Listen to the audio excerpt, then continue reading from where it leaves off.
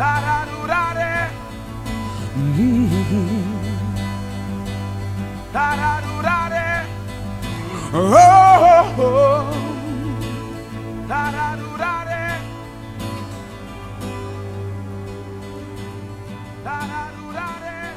only I could see the other side of your face, then I know you truly bear your soul.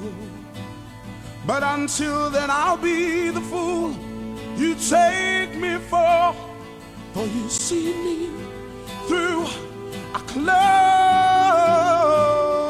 window. That's how you see me,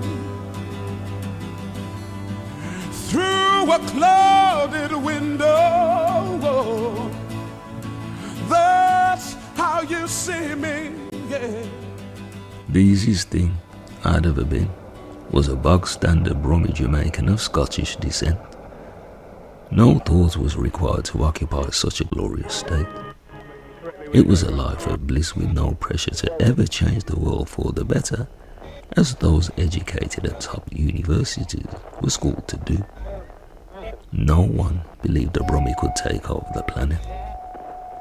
So anyone who had comments on the matter looked to establish some form of expertise without knowledge on a Brummy beyond knowledge. My dad said to me, "Be like Brucey's son, tell jokes in between your songs." For a serious laugh, One Love Nation played songs in between my jokes.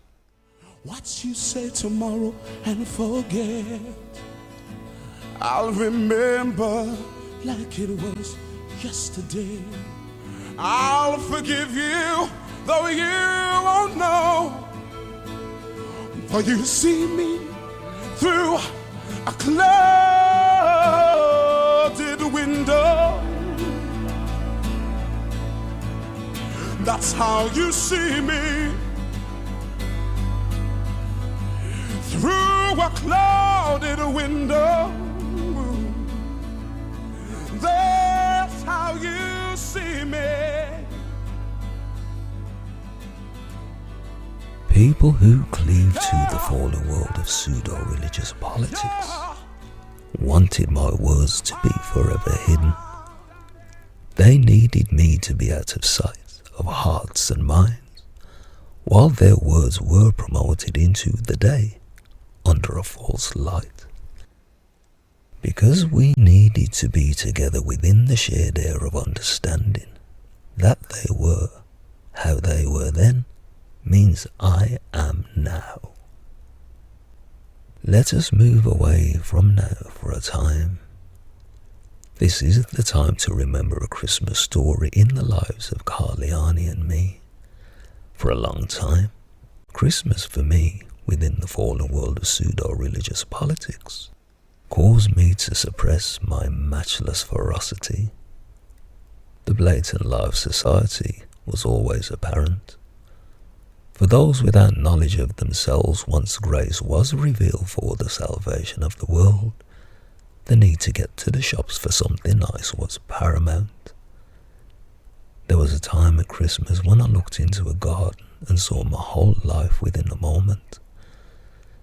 It was the same day that I sat in conversation with my Glaswegian sister-in-law and had never felt closer to my unseen Scottish heritage. Many people believe I had nothing to do with Scotland, but listen to this. Ach, I dunno. Dis moose loose in the oos. Partick Thistle. Glasgow Celtic. Pass me that Aggie sandwich. Rob Roy McGregor.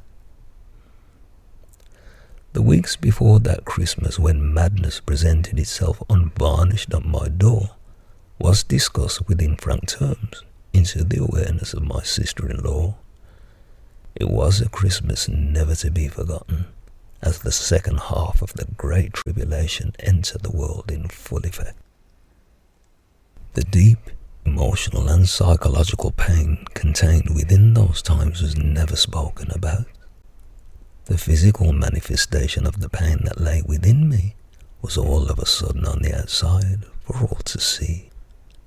To explain all of the energy of my life contained within my private mind in those moments would take a while. Since I have time, let time be suspended as I recall how conscious observance of myself, by myself, delved into overdrive. After that Christmas, what was seen as a miracle to some was divine science clearly explained with miracles to make an unforgettable point to others. Carliani and me needed to make a noise from above the light line while we remained private at all times. Although the purpose and design of reality could have always been simply explained, experience stated that exposure was no guarantee of comprehension. The knowledge we delivered needed time to penetrate the inability to suspend one's disbelief because of an adherence to cognitive dissonance. In our band of two called One Love Nation, Carliani's voice was heard as the velvet glove around the iron fist of my will. With open hearts and open minds, we encourage all to listen beyond the words of our songs. Within the groove of the tunes was the piece of perfect harmony for all to experience. Carliani called our music Shakespeare reggae. I called it a winding down order out of the dark leaden physicality of earthbound consciousness.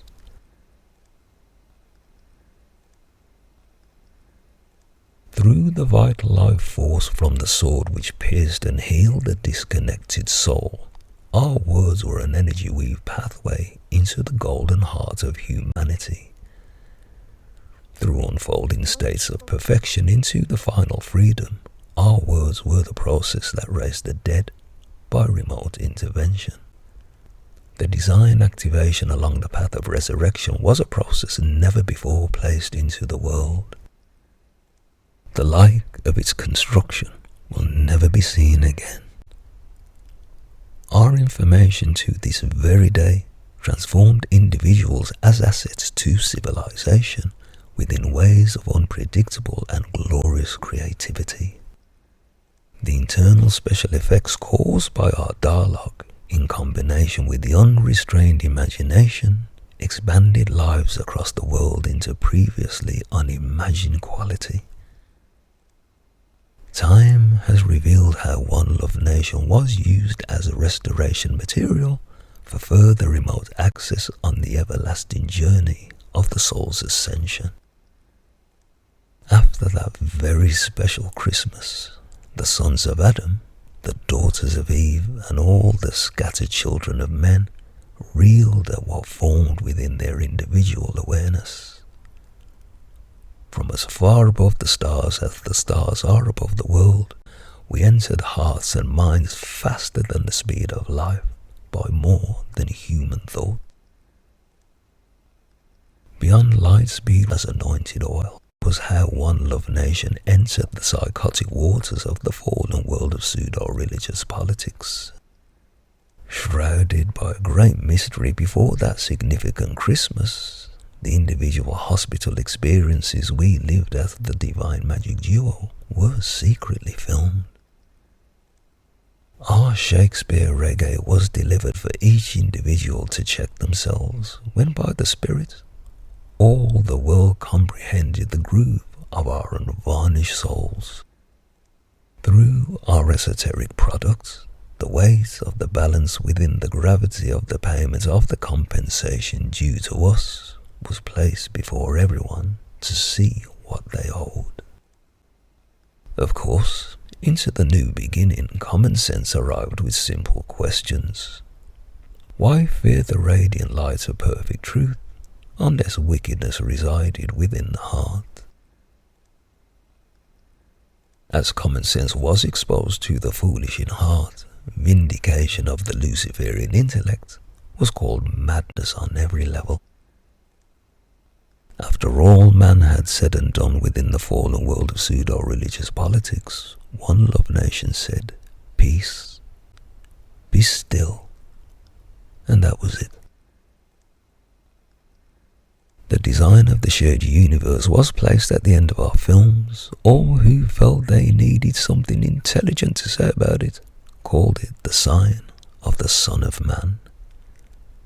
What was seen of the numbers inside the balance within the design was what mankind could perceive of the eternal face of my grandfather.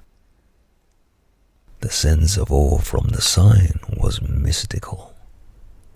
The beauty of the design was magical. No one had ever seen anything like it, although the sight of it was so familiar to all.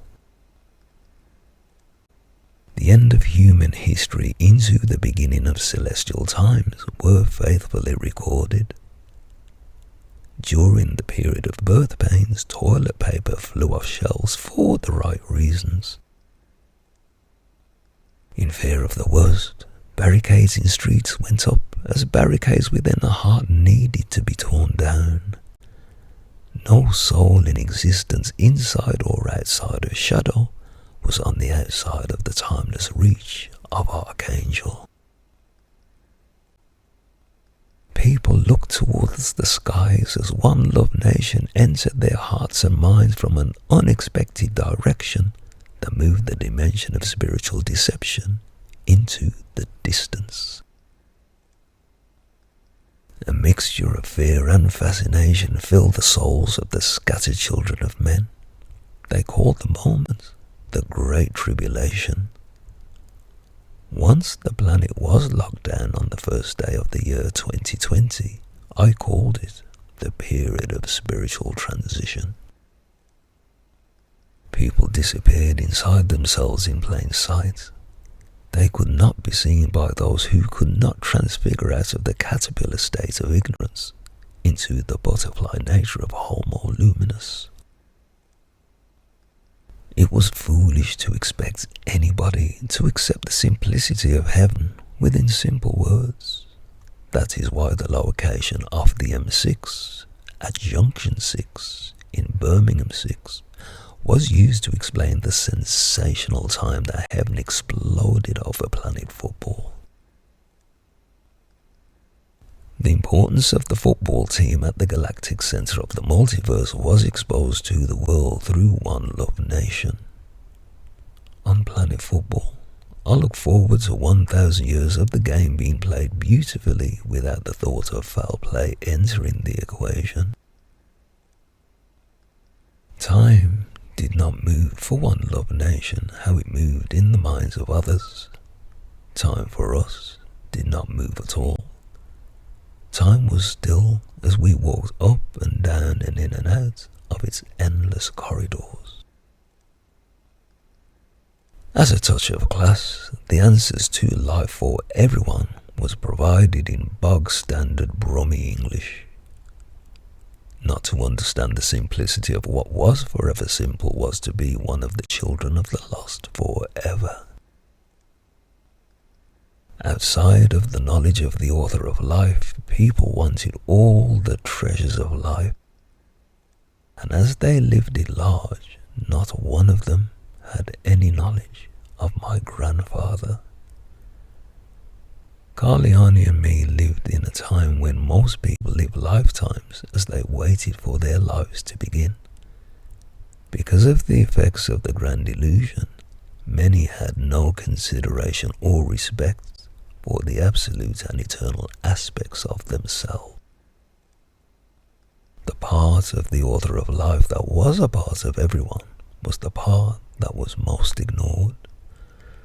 Every issue from the top to the bottom of the fallen world of pseudo-religious politics was a deflection that moved focus from the true value of the soul. Because people willfully existed within the grand illusion, Carliani and me cared for the souls of those who lived their lives within ignorance. And yet, as if we did not have a care for the world, we played the game of life beautifully into the elegant order.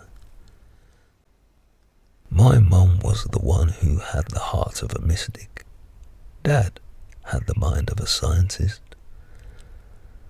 My grandfather made sure that I was a soul combination of the best of of my human parents. For a moment back in the 21st century, people had a hard time believing who gave me my secret name, along with my supernatural wisdom.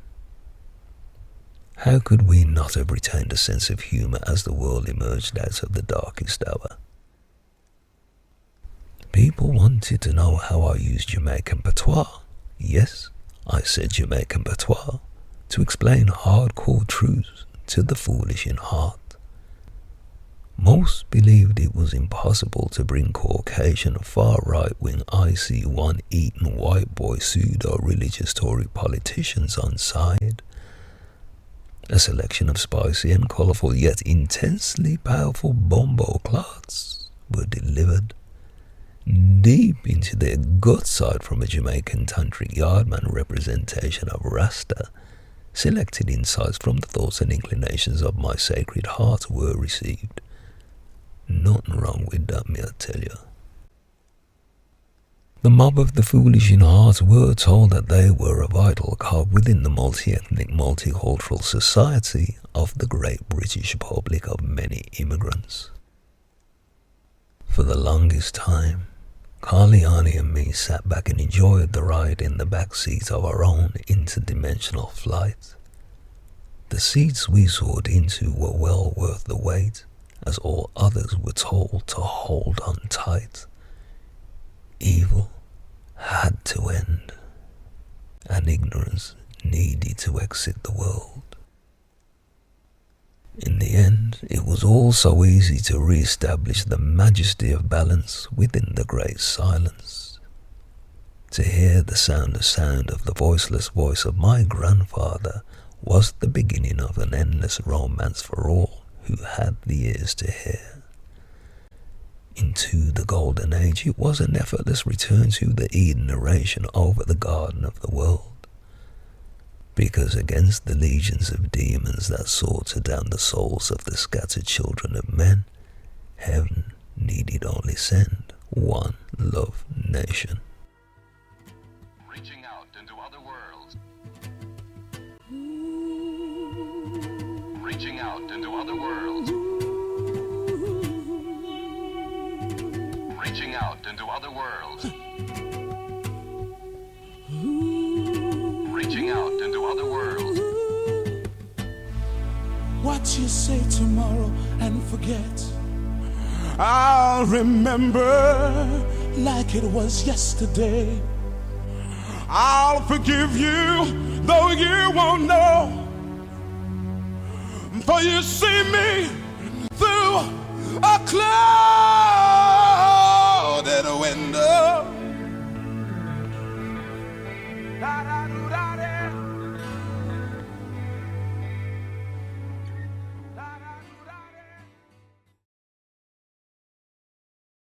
What caused world peace to be so sweet was that most believed it would never happen. We took it as a compliment when CIA experts on time travel and holographic reality stood back and applauded the energy we've set before time.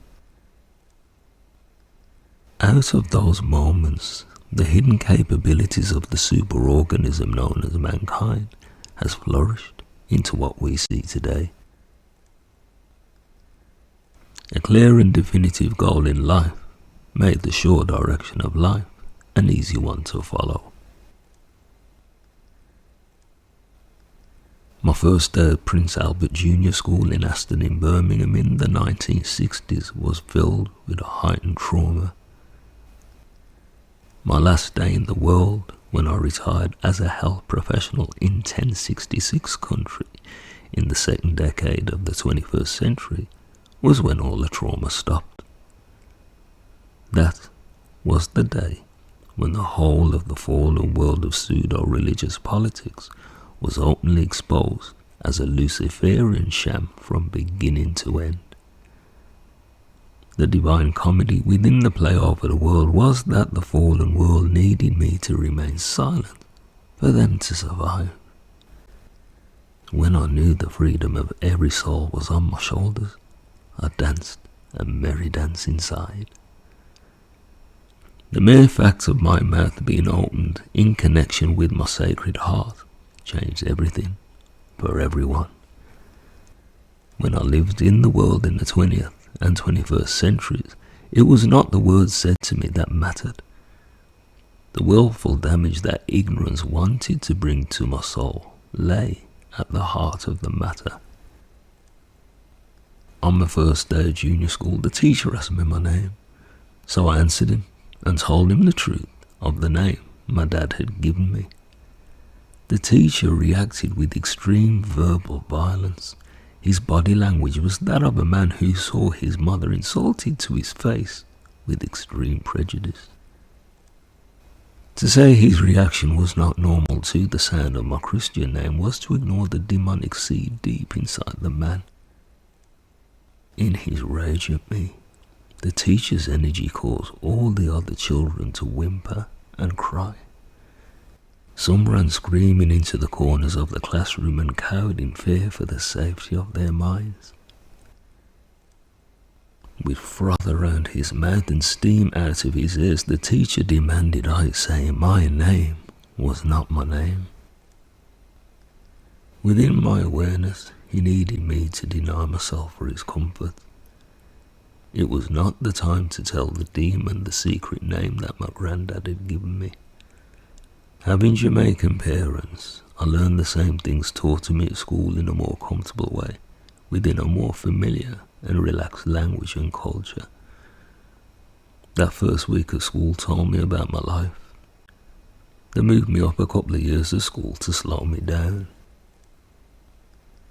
When I got home on the last day of that first week of junior school, sat in my high chair for dinner, Mum said to me, "What is wrong with you?" I recalled that week and said to Mum, "I didn't have to learn anything because you already taught me more than to teach me at school." I felt his anger when a fear of redundancy and a fear of change gripped his insides.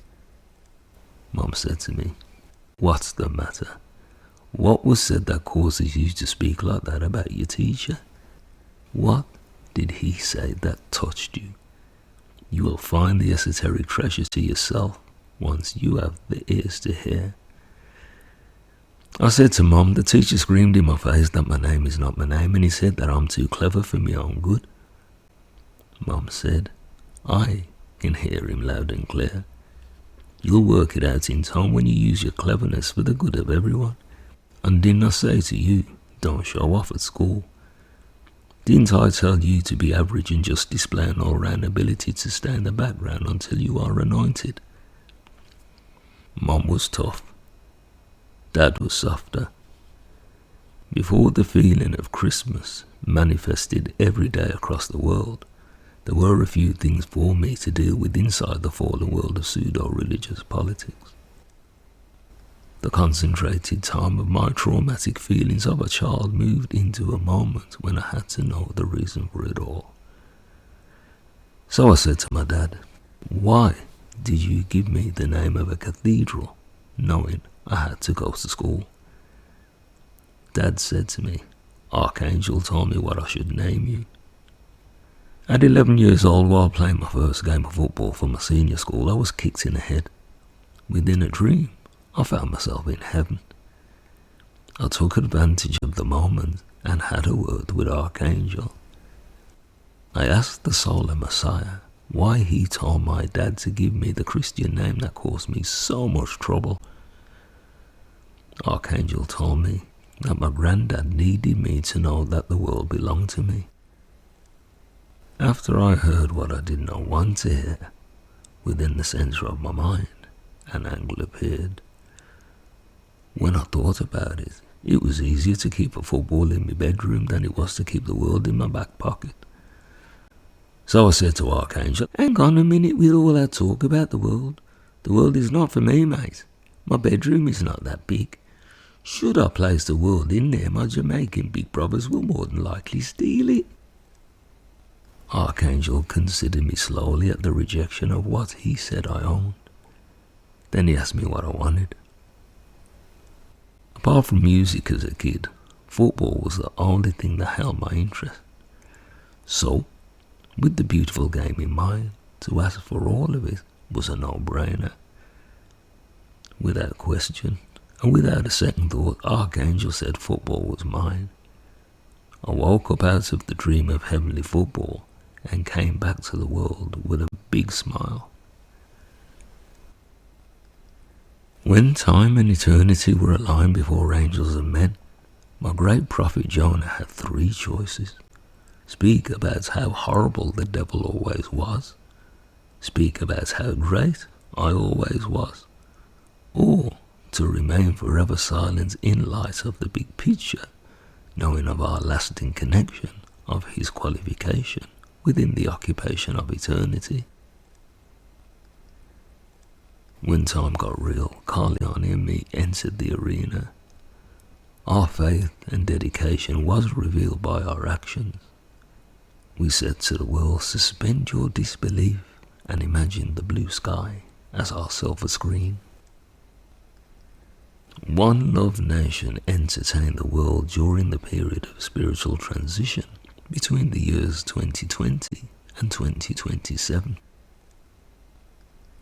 Carliani and me were a bold and courageously inventive transmedia story that challenged all that went before. Our originality was a concept that made possible a two-way flow of information between heaven and the world. Within the absolute and eternal nature of our insights, we engulf the physical world of the audience as conscious individuals within the unconscious collective. Our narrative and our music were powerful. From the vital life force, our lives were a form of activity that examined the nature of ethics.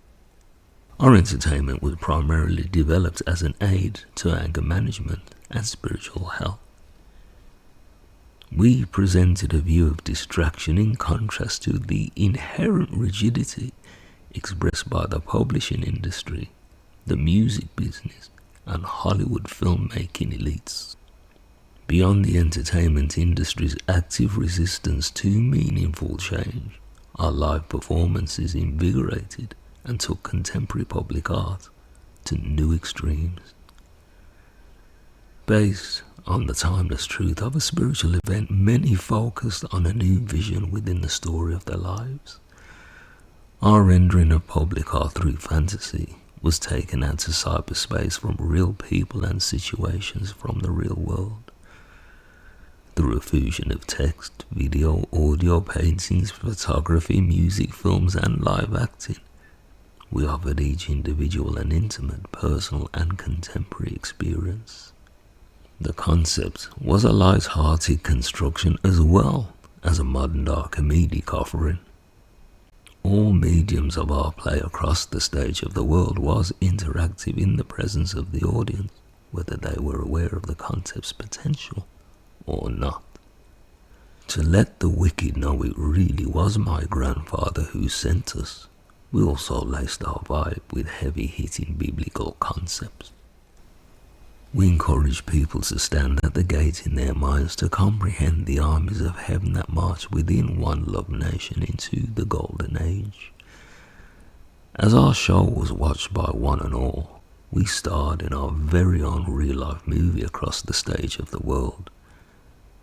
Once the scattered children of men jumped onto the heavenly bandwagon, it became trendy to do the right thing. My prophet Jonah was the unseen spiritual musician cloaked within the ethers of victory and beauty. Along with the apocalyptical trumpet, he performed on our first single called the Divine Magic Mix. To have sought to be before the mainstream media in the 21st century for the want of fame was a vulgar practice. Fame in the fallen world of pseudo-religious politics was shunned by One Love Nation. We crafted our art for the endless future to reveal the power of now. Within our transmedia productions, we wrap the gift call today for the world as the eternal present.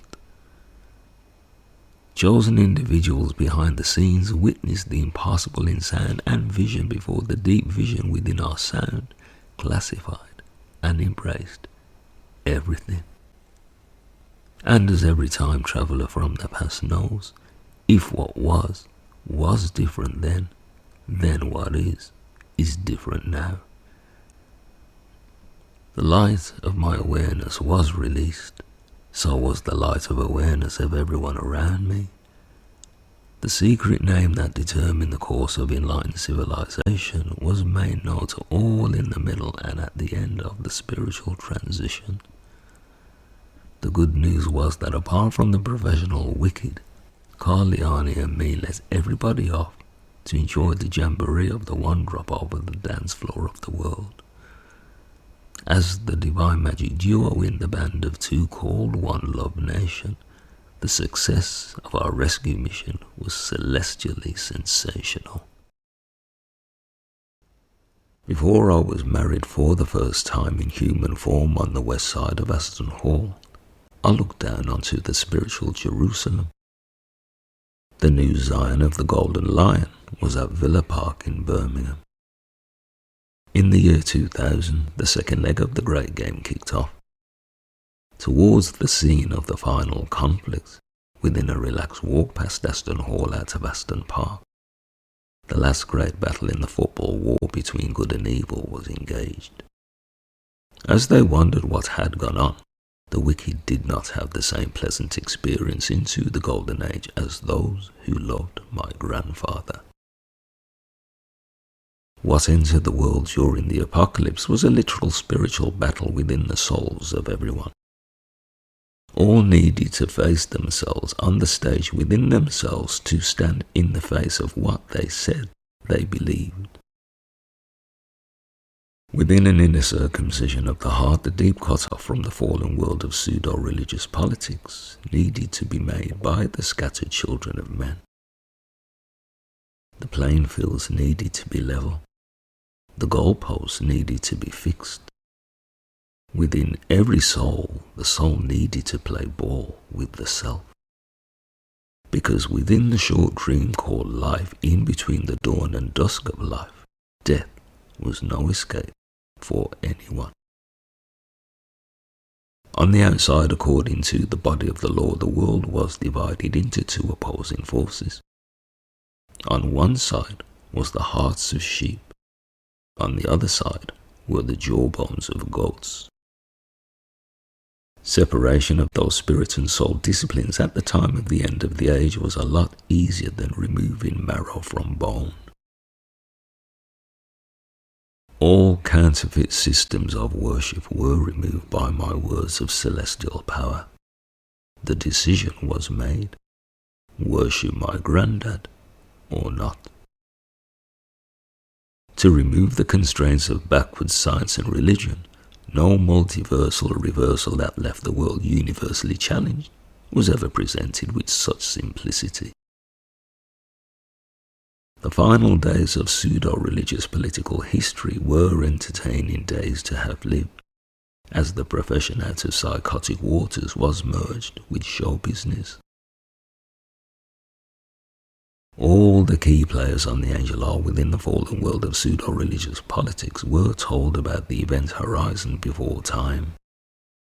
When the time passed into world history, only the wicked refused to believe what all others accepted as everlasting freedom. Apart from the wicked, who was disappointed when the ball was seen to be mightier than the bullet as the world's military machine disappeared? As the energy of life removed itself from my physical life for the last time, I placed all of my life at the forefront of my mind. Because of my hidden Scottish ancestry, I decided to share my secret life first with my sister-in-law who, like me, lived a life amongst Sassenachs. My mixed-race Scottish mate Hamish Hindu MacDonald said to me without a hint of racism in sight that Shakespeare was wasted on the English. One Love Nation was the inspiration who insisted that the one drop of our Shakespeare reggae was the vibe that entertained the world into the light of the first light eternal. Because of the unseen nature of my fantastic life behind the scenes of the mainstream reality all those years ago, Carliani called me her Brummy Gump. Fortunately for me, life for me was not like a box of chocolates. From the soul of the law, I knew exactly what I was going to get. My metaphorical life sat in a jar in the corner of a fridge until the world decided to try my flavour once there was nothing else left to taste. Because each one of my 3 weddings in the world was to observe protocol, I won't speak about my 3 weddings in the football heavens. Shortly after my 3rd and final wedding in human form at East Court, my beloved mother-in-law bumped into a woman named Kay. Kay was once a classmate from Carliani's primary school days from just down the way. Like Carliani, Kay had also remained unwed for almost 4 decades. Though the girls' paths had not crossed in a long time, Kay was genuinely thrilled to hear of Carliani's incredible luck. My mother-in-law went on to assert, "Do not give up hope. Do not lose heart. If Carliani has finally met and wedded her match, then there's surely someone out there for everyone." Within a year or so, Kay began swanning around the planet with her very own well-connected toy boy full of joy, with a smile like the cat that finally got the creme de la creme. Women and children, along with innocent men, loved the concept of one love nation. There was a time when Carliani and me were the family that my human sisters did not want. We were the family that my human brothers could not help. We were of the spiritual family that had all the answers to every human family in the world. Who were we really as we lived amongst my human family, as we pretended to be human? We revealed that unless divinity was known, it was impossible for any sovereign being to tell their story. They said life in the world was all about who you know. As maid of the oceans, queen of the seas, and mer angel to all nations, my wife Carliani had a golden ticket to fly into her dreams. All that needed to be done was to sail away with me into a glorious forever sunset. Carliani once took her parents out to Jamaica for a sunshine Christmas. My mum frequently reminded me that my human sisters did not even take her out for a Chinese. My spiritual royal family stayed at the Wyndham Rose Hall Hotel. They holidayed in the tropical sun for a few lazy days and soaked in the reggae. Because of the legend of Annie Palmer that imposed itself on the scene, they visited the famous Georgian plantation house Rose Hall that was situated across the road. The views were panoramic from the well-known location over the expanse of the sea. There was no sign of the White Witch, nor was there any form of voodoo, lechery and sadism previously attached as legend to the tourist destination. On their first ever tropical Christmas, they were tickled pink to spot a speedboat with Santa Claus's Jamaican cousin on board. A black Santa named Blood Claus roared onto the beach from the speedboat to take Christmas presents away from the shocked, yet excited children. Later that day, my in-laws received a special flight within a memorable moment because of my Mer Angel 108. Their good spirits had the flight deck treat them to a bird's eye view of my island. It was their first ever ride in the cockpit of a jumbo jet as they took off from Montego Bay. Up front in seats of privilege, they landed amongst the stars in Kingston, staying at the Pegasus Hotel on Christmas night. On the journey back to the Angel Isle, the same thing happened when my in-laws were invited up front to take in the landing from the flight deck. During the transition within the flight of comfort, discomfort entered the equation with instructions to engage a diversion. The captain said in realization, "I do not want to land at Heathrow. My car is parked at Gatwick." He turned round and said to my in-laws, "Hang on a bit, with a bit of quick thinking I'll soon get this sorted." In serious tones, as if he was aware he was in a movie on the Galactic TV, the captain said deadpan, "Mayday, Mayday, request for emergency landing.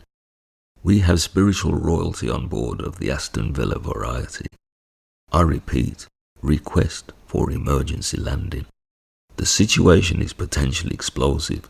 We do not want the in-laws of football's high priest and king to kick off above the world. We can see that broken down plane on the runway from up here. Get it tied off quick and sharpish. You wouldn't believe it. I've just noticed we are running out of fuel by the second. So for the love of the Lord God Almighty, bring me down now out of the heavens with these royal souls, so I can pay for my short stay parking." This is about one Christmas in particular. The Vibe of Humanity from Charles Dickens placed me on the knees of my heart every time. His tales of life always cause my flame to rise and my eyes to leak. Out of deep observations within his moments, I saw the spirit of Christmas stick around for a bit until the presents were opened. And then the good cheer was knocked on the head without a bear in sight. The descent into the vibe of the misery of the Middle East appeared too quickly for me. The life poetry of Dickens and Shakespeare were in bad company. Faster than a smile from Scrooge at the sight of a shiny new farthing added to his vast treasure, I saw the spirit of Christmas disappear. Nice Jews were spoken of. Horrible Jews were spoken about. I heard that an immediate humanitarian ceasefire from the minions of darkness was the brainbox response to the alarming situation in Gaza.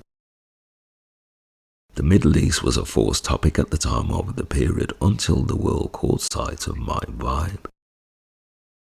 "We don't need the poor anymore," was the secret shout from the rich.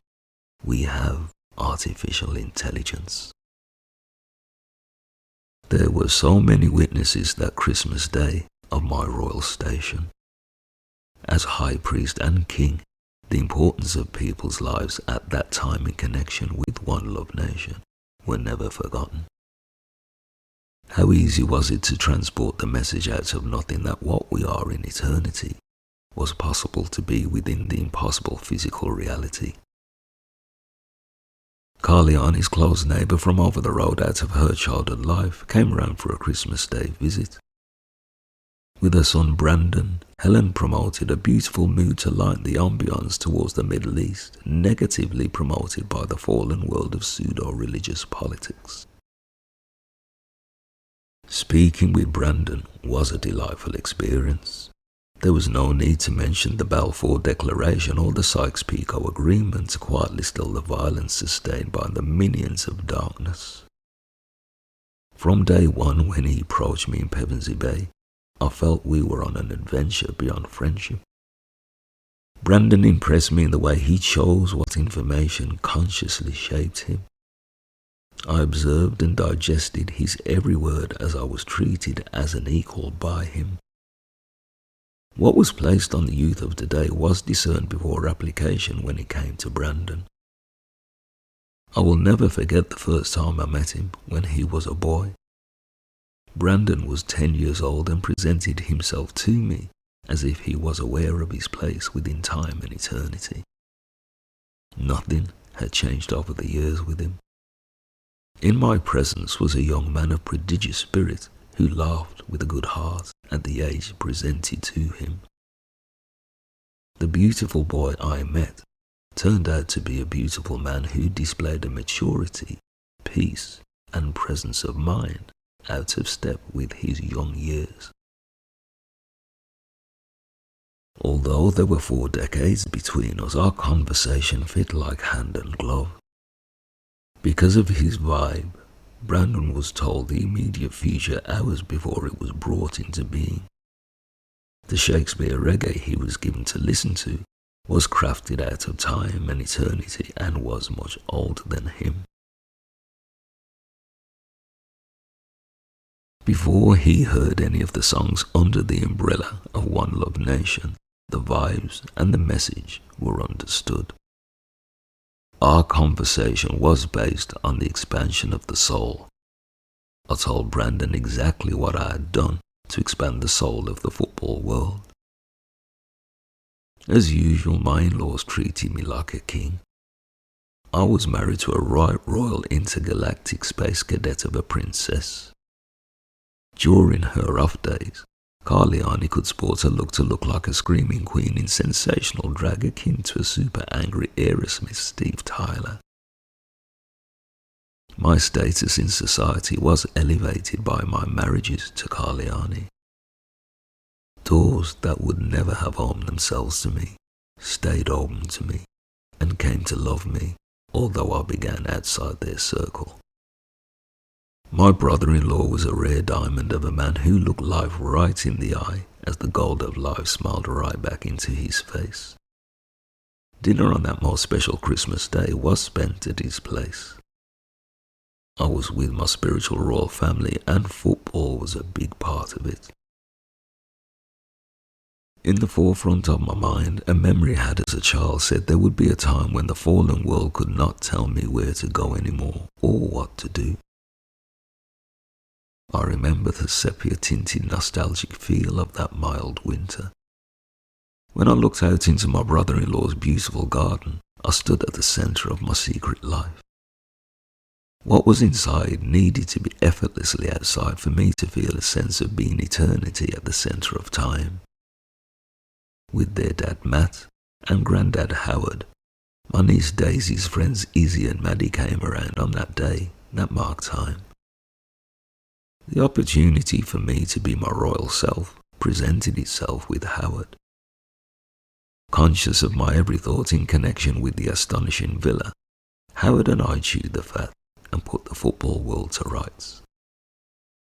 Those were the days when the entanglements of corruption in the heights of football and the church were beyond mortal perception. And yet, once 2 and 2 came together esoterically after they saw films of a sure future, people saw the past clearly. Planet Football took it on faith that the unexpected was, well, unexpected.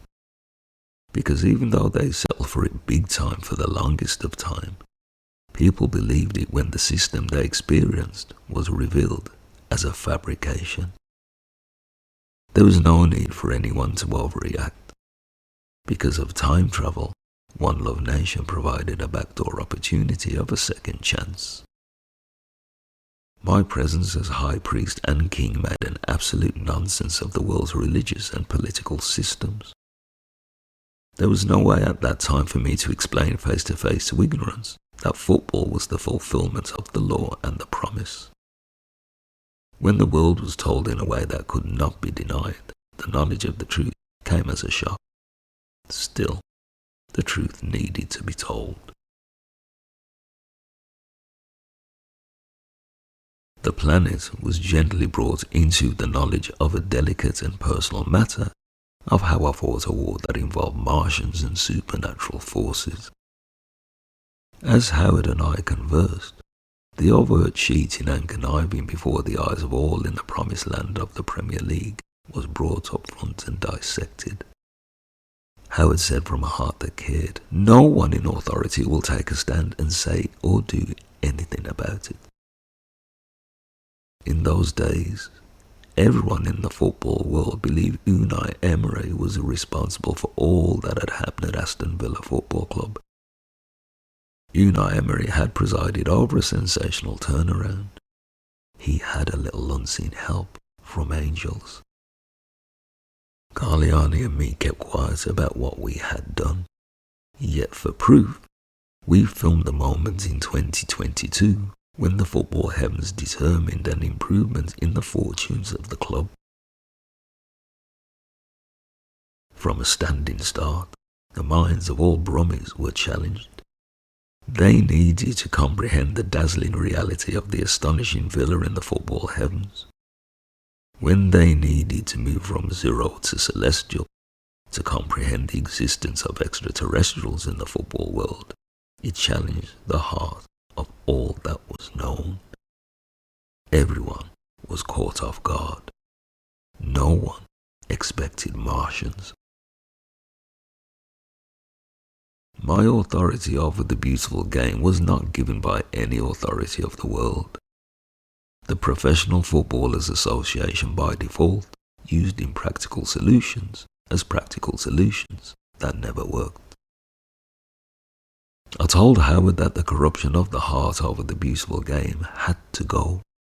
I said with firmness, I am here to insist this is so.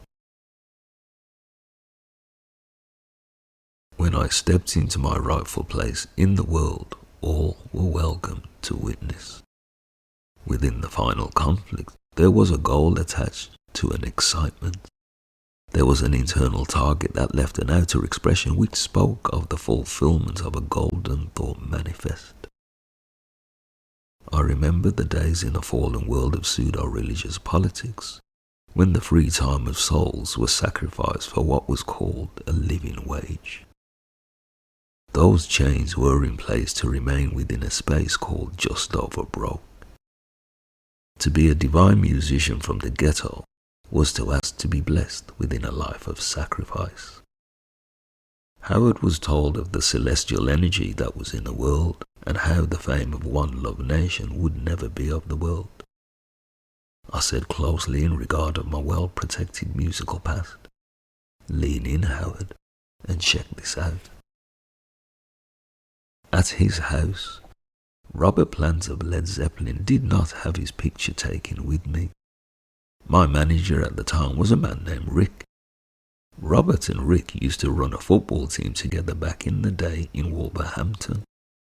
Me, Rick and Rick's girlfriend Sherry left the pub by Rockfield Studios and went back to Robert's place in Penalt. Because of my connection to heaven, there was only one song that I wanted to discuss with Robert. People said Robert had difficulty with the song. When Robert told me what he thought of the song, my jaw was on the floor. When I told Robert what the song had done for me, he took me aside to a small cupboard. Once I'd spoken of my love of football over music, the excitement over Robert Plant was apparent with what he wanted to show me. I was conscious of myself.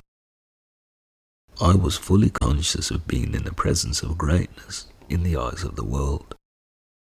I knew the moment contained an esoteric memory for the future that I would appreciate.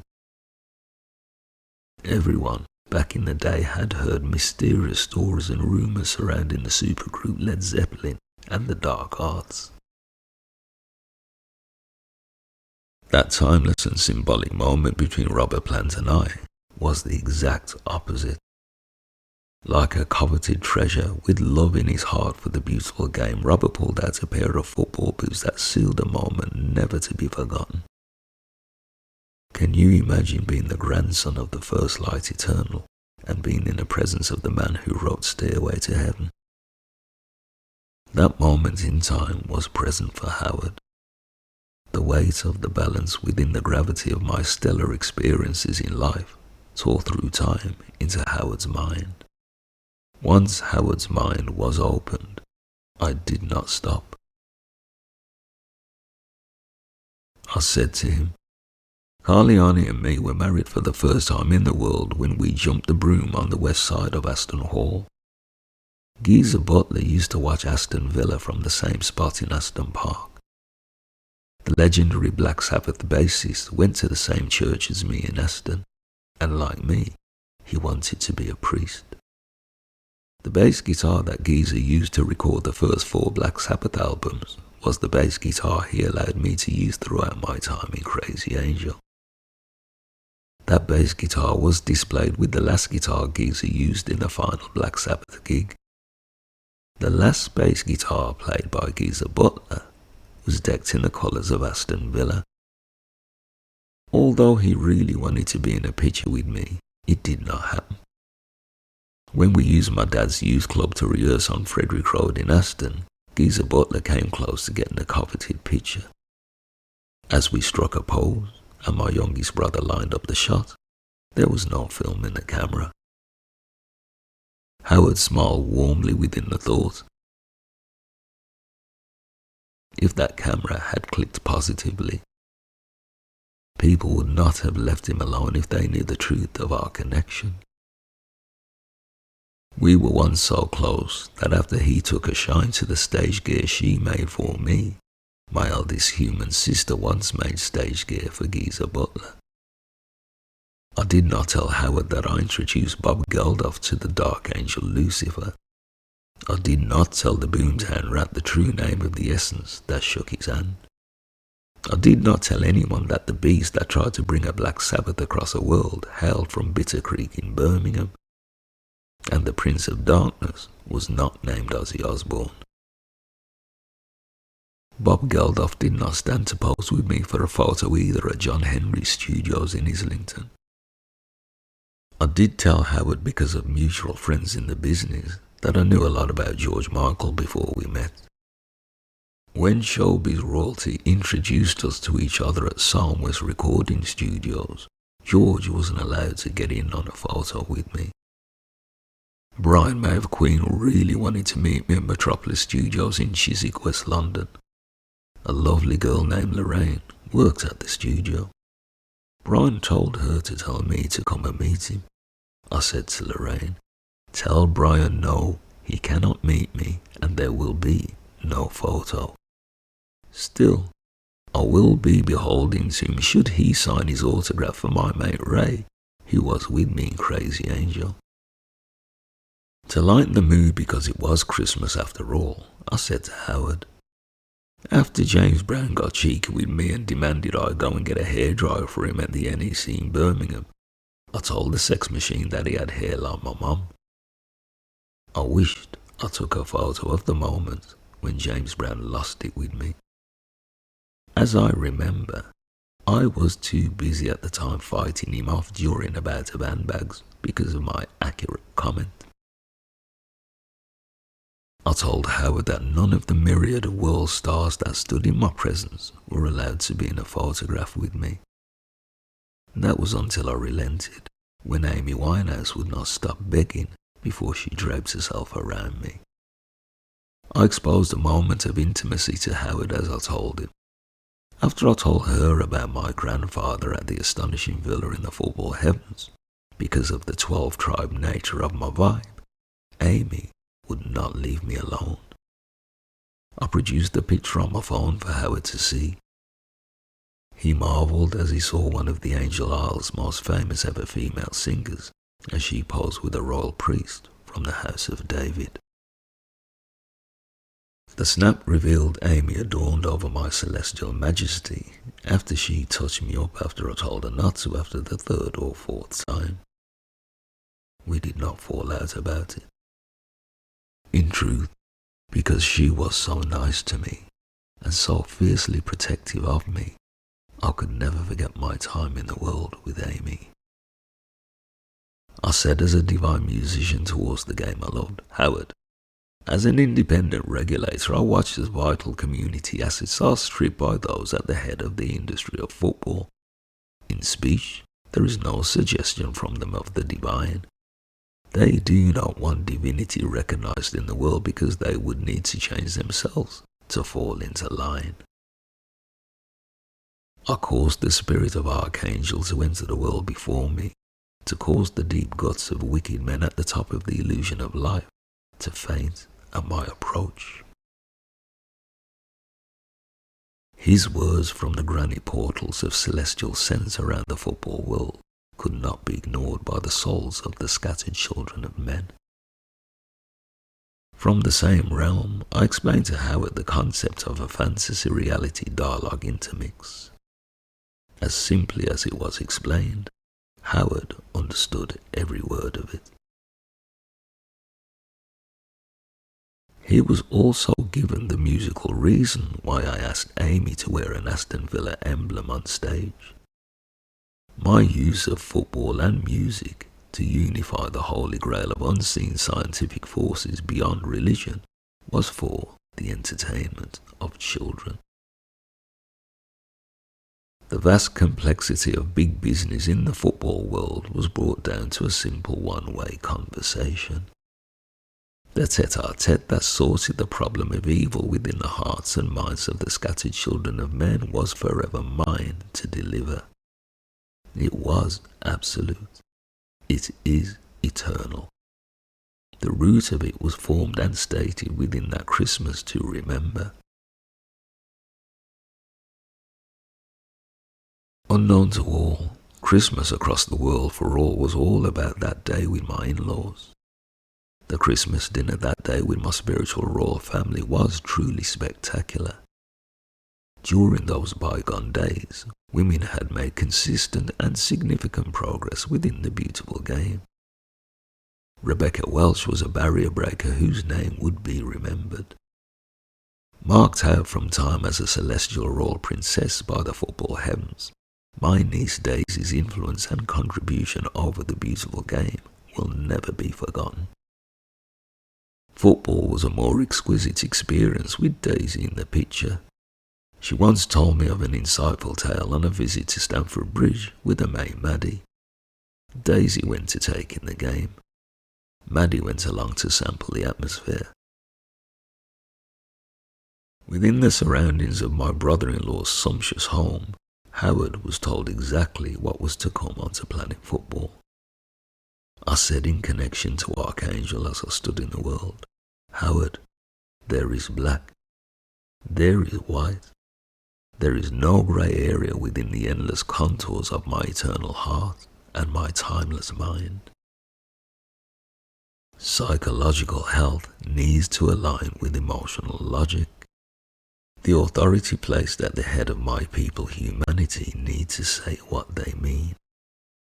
They also need to mean what they say, even before they are slow to speak into my presence. Howard, in my true form as football's high priest and king, I am not here to be given the 2 shilling. At Christmas, the football world appeared as people were either rich or they were not. The grey area called the Grand Illusion was filled with those who did not have a lot. They said the vibe over the minds of souls at the end of the world before the step into the new earth season was like robbing St. Peter to pay St. Paul. The language of silence for reflection on the profound nature of life was lost on many. The ability to hear themselves amongst the children of the lost was lost within the noise of the Grand Illusion. My niece Daisy, like me on that Christmas day, had a go at predicting the future. As a Liverpool fan, Daisy said to me that she had Aston Villa down to win 3-1 on Boxing Day at Old Trafford. At half-time, before an excruciating collapse at the Theatre of Dreams, Daisy looked spot on to come good on her prediction. The result of the game was on the outside of my considerations. It was more the theme of the Red Devils coming back from the dead that gained my esoteric attention. The one-way conversation that Howard was told would be in the world manifest as promised. My promise over these last 2,000 years was always from the annals of eternal law. Carliani said of that time back then that it was the best Christmas she had had for a long time. Our prophetic plans to sail away into the sunset were intimately revealed to Howard. Before then, I was in a world of pain.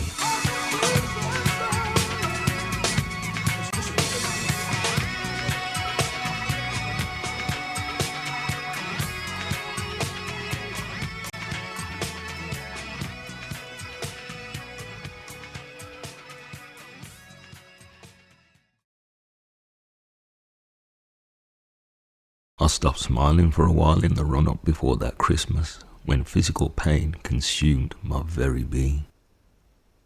For a time, the whole world was the pain I felt. I entered the world to release every soul from the self-generated prison, sustained by auto-suggestion. Physically, make no mistake at the time, I was dying again. I saved my psychological and emotional life to reveal the value of every life. I went to sleep within sickness in a hospital. Once I woke up, I came out a different person. I dragged myself off the floor out of the ethers of a battle in 1066 country, and I placed myself firmly into the kingdom of the soul. The location of the drama was at the conquest on the ridge in St. Leonard's-on-Sea. As one love nation, the location qualified for what Carliani and me had come into the world to do. How my stay at the hospital came about was accelerated by a friend. My great brethren Casey phoned me on the morning of when Aston Villa played at Brentford. Casey was practice manager at the Station Plaza Clinic in Hastings. As I entered the walk-in centre at the plaza, I was welcomed at the front desk like an old friend.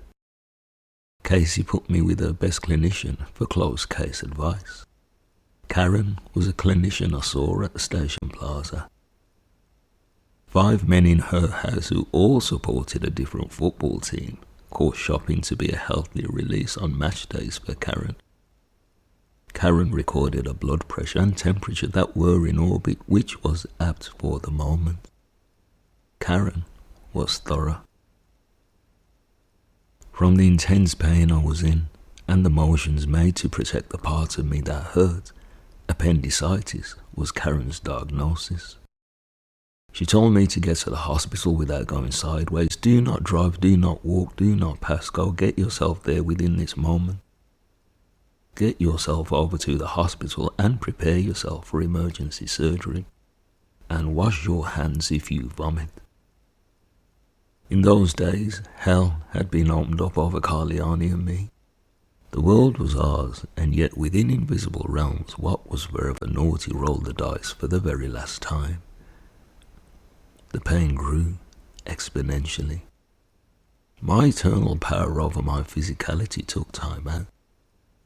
For all of my life until I reached my 66th birthday, I could appear 20 years younger at will. All of a sudden, my will rested. I was left to deal with a type of physical pain from within that was never before experienced. We got a taxi to the hospital. To have slept on floors when I was homeless was one thing. It was a different thing to have slept on a hospital floor, as professionals walked past me within indifference of whether I was one of the dying or the dead. I curled up and slept and used the floor as a painkiller. Carliani told me that staff walked past me as if people asleep on the floor in emergency waiting rooms was a normal occurrence. Once my eyes were closed, it did not matter where I managed to sleep. It was all about pain management within those heightened moments. At the time we first vibed as the Bexhill Massive, Carliani and me lived in a luxury 3-bedroom penthouse. The preacher's penthouse yielded a view where one could see beyond the horizon, past the point where the sky met the sea. While our place was renovated and upgraded at the time of my illness, Carliani and me stayed at the Royal Victoria Hotel in St. Leonard's-on-Sea. So that protocol was observed, I sat on the stone over the road from the hotel where William the Conqueror ate a backup sandwich. Tradition said William landed at Bulverhide. It was said he dined on the stone as he decided what to do with the country. As people looked into the past, I wonder what the future saw of my mind from those days past. To have slept on the floor in chronic pain as Lord Commander of the football universe revealed all of what was wrong with the industry of health on the Angel Isle. Every sound made by anyone in the last days was a public confession to me. Before the Golden Age was forever established, I always heard what the fallen found impossible to know. The great symbolism within the ethers of life screamed that my false marriage to the fallen world of pseudo-religious politics needed a brutal divorce. Elevated souls were brought to me by my angels once I was brought low. To get up off the floor to see a doctor required superhuman effort. Although forms of pain medication were given to me, the pain management for my physical disease was purely esoteric. When it was time for me to be seen by a doctor, my sense of humour to alleviate the intense pain roared in. The doctor said, "Have you got anything that runs in a family?" I replied, "Yes, Olympic athletes." Intrigued, the doctor said, "Have you ever watched members of your family perform?" I said slowly, "I watched my youngest sister play volleyball for the Angel Isle. My first cousin from my eldest uncle broke the sprint world record 3 times in a week in the 1960s. Then he set up the Jamaican sprint program that produced a bolt of lightning across the world. As I moved up the chain to wellness, the angels presented to me on the journey were laced with ever-expanded impressiveness. Sophie played oboe, piano, clarinet, and saxophone. In what became a pizza parlor, Sophie played in a swing band where Amy Winehouse once performed. Sophie's boyfriend hailed from Walsall, so we had a little Midlands connection. As a musician and a doctor, Sophie was the full package. If she had time to practice what she loved, the world of natural medicine would have been endlessly enriched by Sophie. As I progressed up the stairway of consciousness while mindful of the pain, Stephanie was next on the ladder of spiritual elevation. Stephanie said to me, "I'm so sorry to wake you. You look so peaceful." Stephanie was one of the most amazing women that I had met before the event horizon. The elevation of her station from the level of soul caused us to get on like a house on fire, although I was as sick as a dog. If I were so inclined in those days, Stephanie would have been one of my students because I would have listened to her speak all day long. She was a woman 30 years younger than I was, and yet I was spoken to with knowledge that stated her wisdom and intelligence were beyond the common age. Stephanie intimated that people were not taught how to think. Another great woman named Carly told me exactly the same thing. Stephanie's refreshing conversation was based on the science of thinking that led to spiritual orgasms.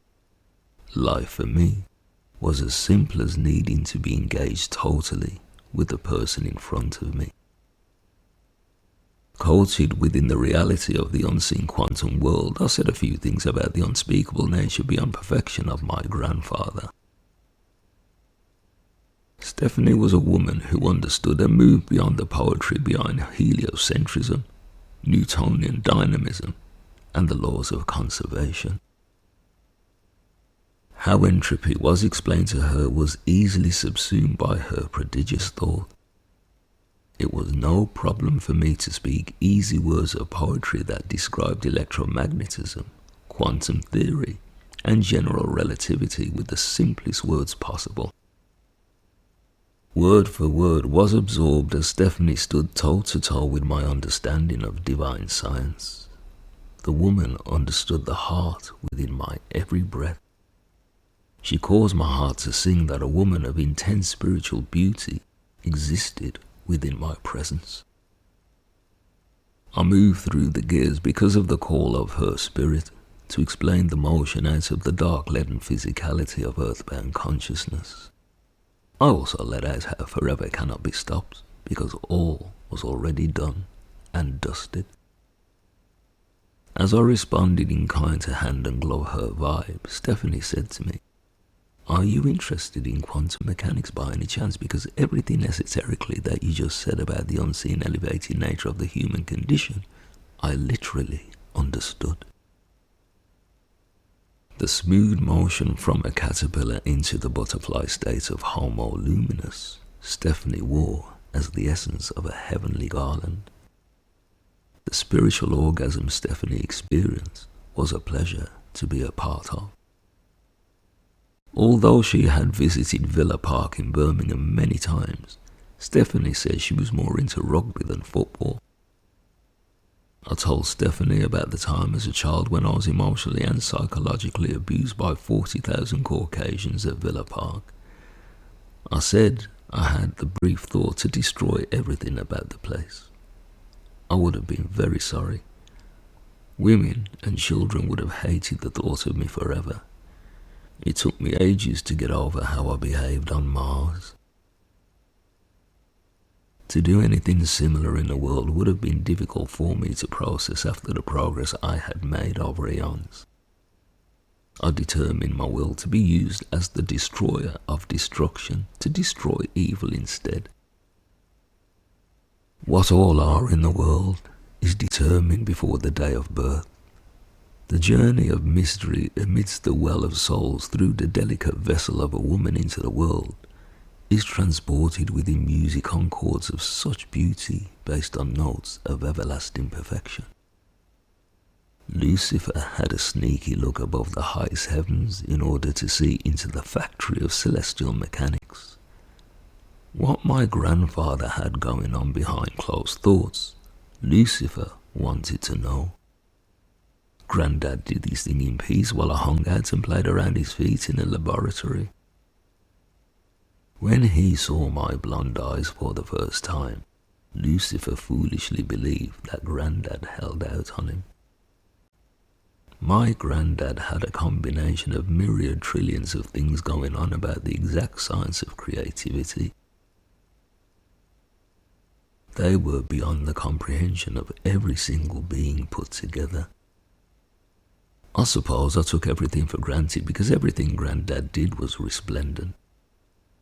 When Lucifer looked beyond his gaze and saw me within indescribable magic at the spark of creative design, I was a dagger to his heart by his own design. His inversion to stain himself was caused by what he felt within himself as he saw me as something else.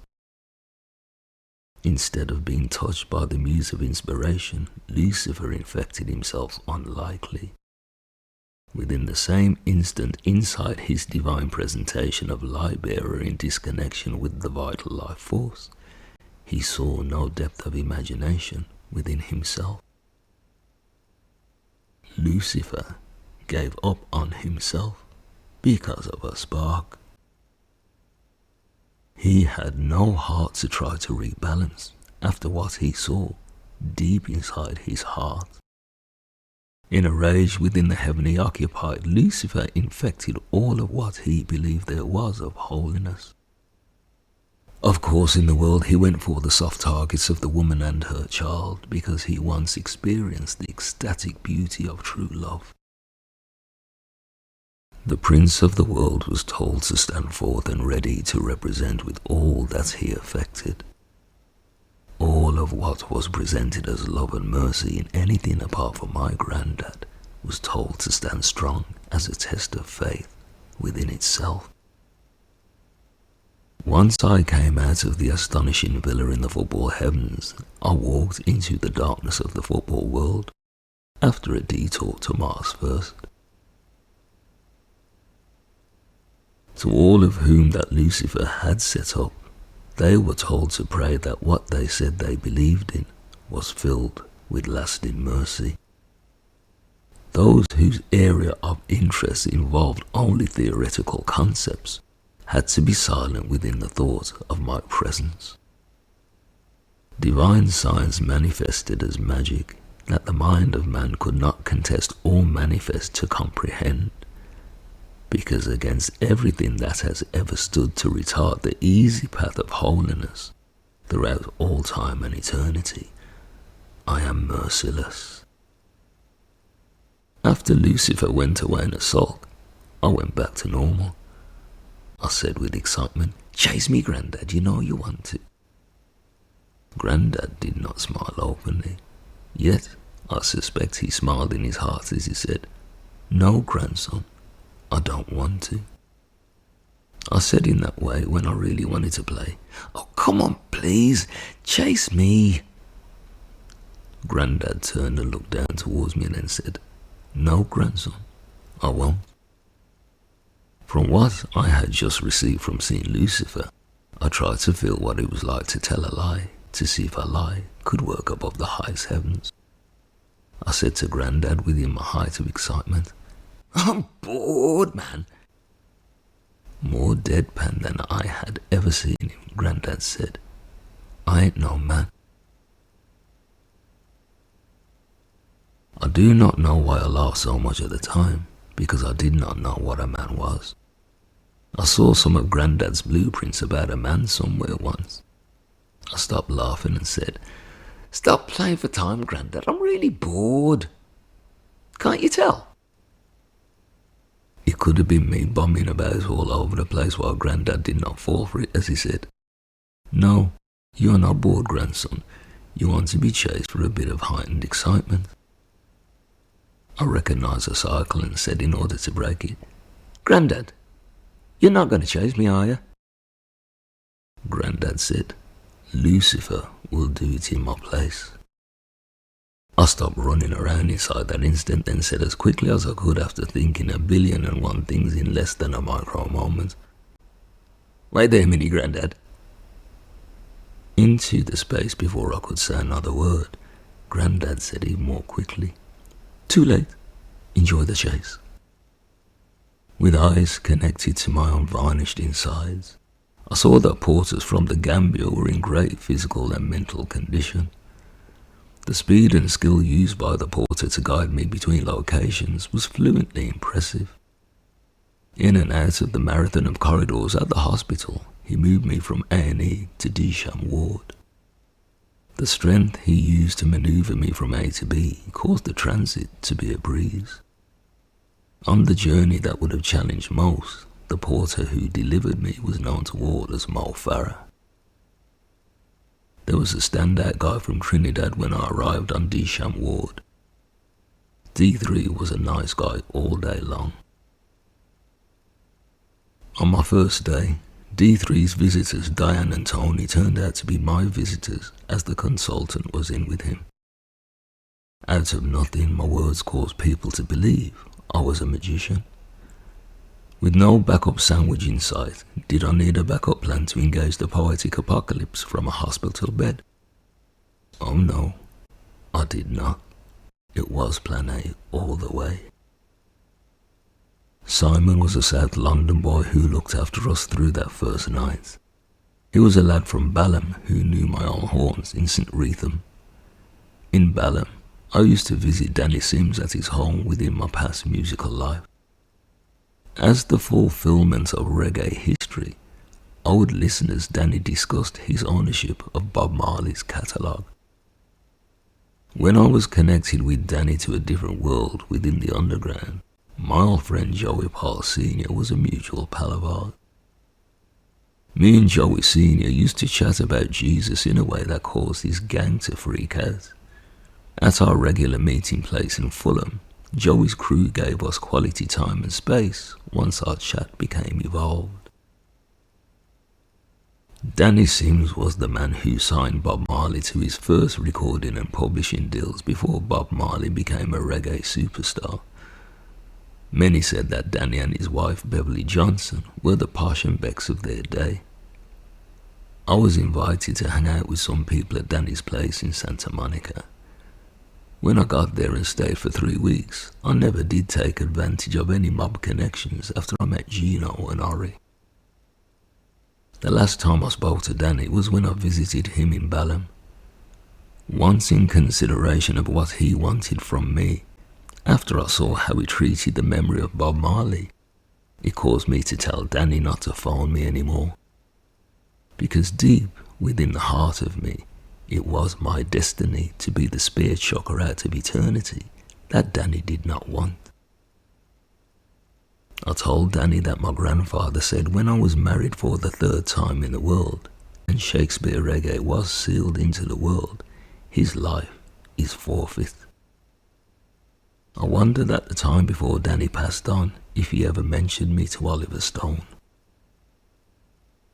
Before I arrived on Disham ward, it was easy to be the most popular patient on the wing by merely showing your bum. I raised the standard by showing love. No one had any idea of the undercover film I made while sick in hospital. There were those officials who saw it later and thought, dearie me, we are quite buggered. Once they saw my films, the public realised the light heart within everything I had done. I did not want to leave anything in the world that looked wicked to anyone. Michaela, April, Elle, Evelyn, Jill, Chloe and Fiona attended me in the lead up to Christmas. They spoke about their lives and enriched mine. They were informed of the lack of a knowledge of life that led to the simplicity of life being unknown. Ease of absorption of celestial information shone through the hearts within every acceptance. When Andrew Kemp touched down amongst us, D3 said, "This is the best wing of the best ward." As more than a nurse with the warmth of a first-class flight attendant, Michaela chipped in and said, "Welcome to our wing of paradise." I said to one of the nurses that attended me, "Tell me about the football in your life." She said her son had a hard time and was miserable when he came home from football. He fell out with one of the coaches at the team he played for. She said it was okay now.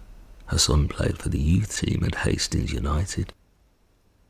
She said the man in charge of the youth was a great person to have around the children. When she produced a picture of her son and the coach was known to Carliani and me. Jake was the man who smoothed our path that linked the grassroots vibe of Hastings United with the astonishing Villa. Because of men like Jake in the football world around children, peace was always my journey. As the vibe of the place aligned with my inner state, she seemed to be covered in mystery as Jill said to me, "Where do you come from?" The obvious answer because of my accent was Birmingham. And yet, because of my blue hair and hidden Scottish ancestry, I was never obvious. I said to Jill, "I've been in heaven and couldn't take my body with me. That is why I am here." Please ignore my undercover report as I systematically record and critically analyse everything. The day before a strike by junior doctors, I spoke with porters, cleaners, nurses, doctors and consultants. If I repeated unvarnished with skills as a modern-day Dickens of what the frontline staff at the Conquest Hospital were under, all would have bawled their eyes out. With secret cameras in tow, I approached a nurse that I did not know. I said I needed to speak with an honest person about the hospital experience of a global incident that I had totally ignored. There was no radio, TV, newspapers or telephone from the world at that time that was allowed to pass into my awareness. My wife and my professional work were the only veins into the fallen world of pseudo-religious politics. Since I placed the planet under spiritual lockdown from the first day in the year 2020, I watched the 1982 European Cup final every day to keep me balanced. At the time of the initial event in 1982, the Jupiter effect was over the football world. The wicked could not read the sign of the time. On a warm night in Rotterdam, the astonishing Villa was represented in the world. That match was the closest I'd been to heaven while in the world as I watched David and Goliath go through the gears in football. Those who did not get it never realized how much they did not get about themselves. That night left a magical feeling never to be forgotten, because on that night, the spirit of the goalkeeper program was revealed to the gates of hell.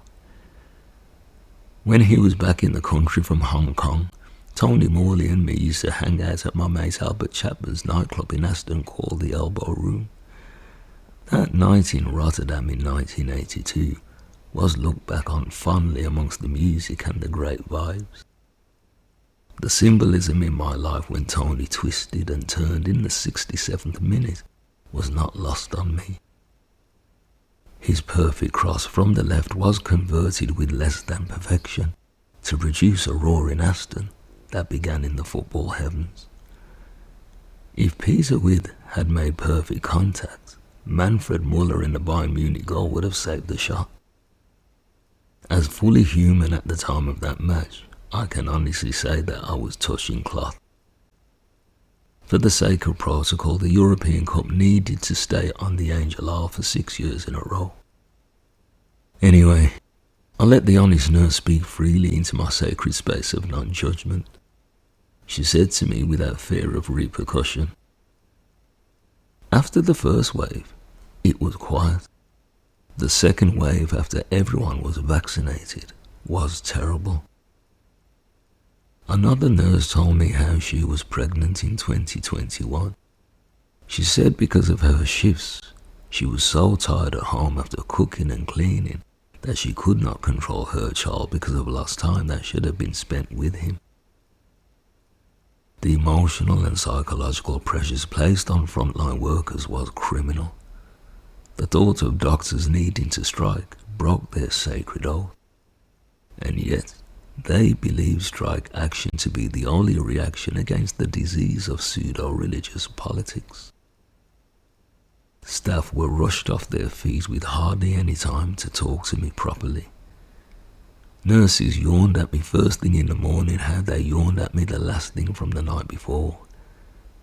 I told them in advance of the change to come upon the world. For me in those moments, it was the acceptance of medication without resistance. I questioned the medical staff and especially junior doctors and asked all of them, on a scale of 1 to 10, how would you rate your psychological and emotional pain within the National Health Service? The look into the skies within the length of consideration before response was unbroken by all of them. Everybody lived within the progressive unfoldment of reality. And yet, what knowledge did they have of the purpose and design of reality? If the laws of life were unknown to any, how could any give themselves good counsel as their best friends? How could forbearance be shown in the face of the self, knowing it was the self that was the greatest enemy of the soul? How could indifference be shown from a sacred space of non-judgment for all the foolish things done within the ignorance of youth? How could generosity to the soul be acknowledged if the location was not known of the soul's direction? How could good counsel be delivered to the self as an informed elder out of a young life steeped in blindness? Time poverty led to a poverty of language and a poverty of spirit that removed the minds of men from the magnificence of their true lives. Within the wider picture of my life at that time, Aston Villa fans should have celebrated. Moments of discontent were logged and captured. A draw against Sheffield United at home was seen as a disastrous result by those who said they were faithful.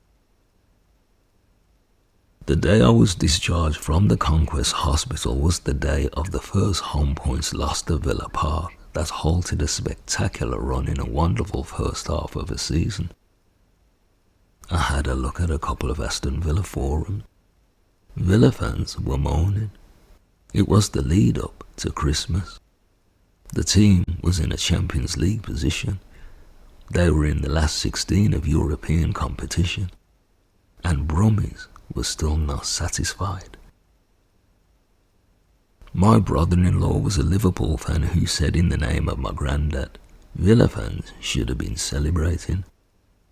The feeling in the city that Christmas season said the Villa needed to beat Manchester United 10-0 on Boxing Day at Old Trafford. The underlying mood was that the Spanish manager's head would have been on a spike and displayed at the bull ring in Birmingham city centre upon any negative result. Around the same time towards the blue half of the city, Villa's near neighbours were brutal with Wayne Rooney. Agnostics and atheists so easily were my favourite people. They made themselves ready for the reality of my grandfather by their love for me. At the height of the discourse within my true voice as high priest and king, I roared as the punchline I had set up was delivered to them. The timing of the sizzle was done to perfection when my seasoned words flowed out. For effect, I had just taken a bite of a Henry VIII-sized roast chicken sandwich. Anyway, I had so much fun as it was said, and then I banished the wicked into the darkness of the Welsh hills with Wellington boots as their only tools, and the sheep were very worried. How the lads and the staff in the hospital roared as the joke was delivered at how terrible I was when I took the absolute piss out of the wicked. The state of human devotion by the leaders of the fallen world was apparent. As the foolish in heart, they worshipped at the altar of worldly affluence and material abundance. They sold the centre of their deep guts for less than the ever-decreasing value of money. All they saw of the beauty of life was a secular life that needed to be loud and shiny. Time and eternity were unknown commodities that could not be classified and embraced, and so had no worth in the eyes of the blind. What the foolish in heart accepted for money made a mockery of the fact that they were a part of humanity. It was lost on them that the practice of a life of truth brought happiness.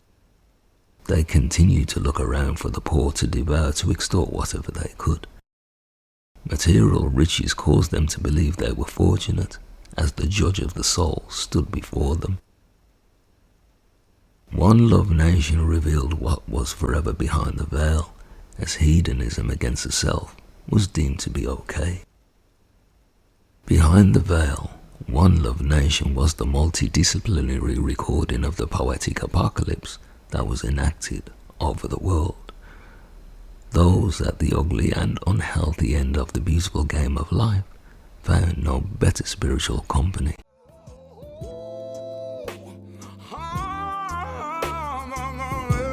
Everybody wants a baby.